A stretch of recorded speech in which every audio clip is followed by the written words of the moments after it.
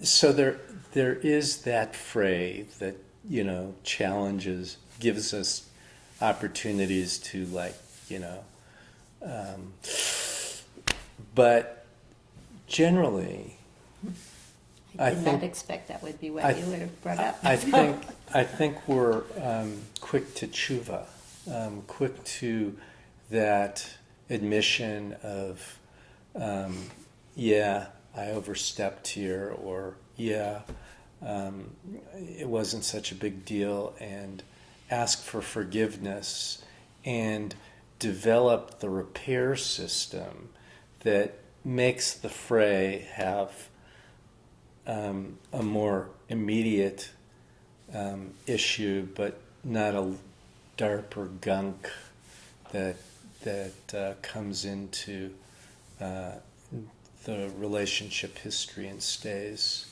like an infection. Um, Well, what comes to my mind first is, I'll say two things. Okay. Well, one is just periodically, Gary, you will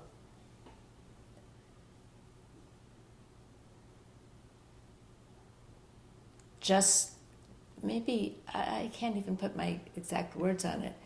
Well, you will share with me some of the, just say, I think this is time I want to share with you ways I love you and why I love you. And you just do that sometimes.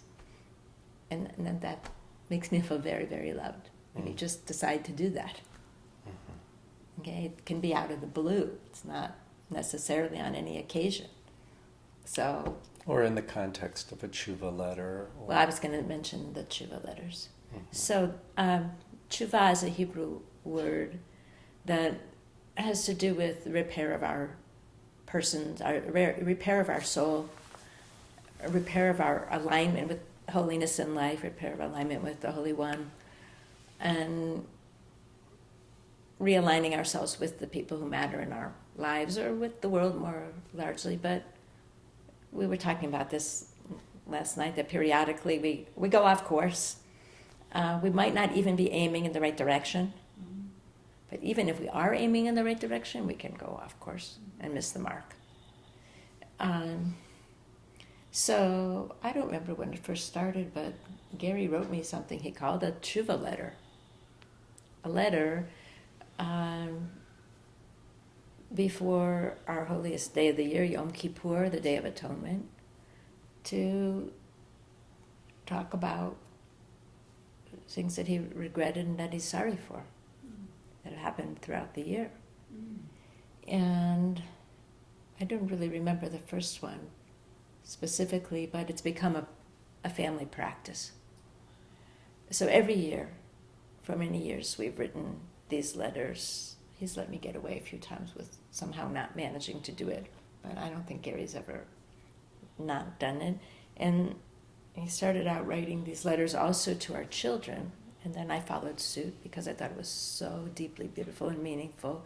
So for our children, I learned this idea from Gary, that we would write to them about how we remember them a year ago and how we felt they've grown during the year and what we've seen them try to do and how they've tried to become, a fuller self during the past year, and ways that we're proud of them, and ways in which we realize they are still in the middle of trying to do something, and give them courage and hope and strength, and continuing to work on it, and things that we regret if we weren't fully there for them as parents, or we didn't understand something they were struggling with, or we couldn't help with something. We actually say, I'm sorry for this, and share how much we love them.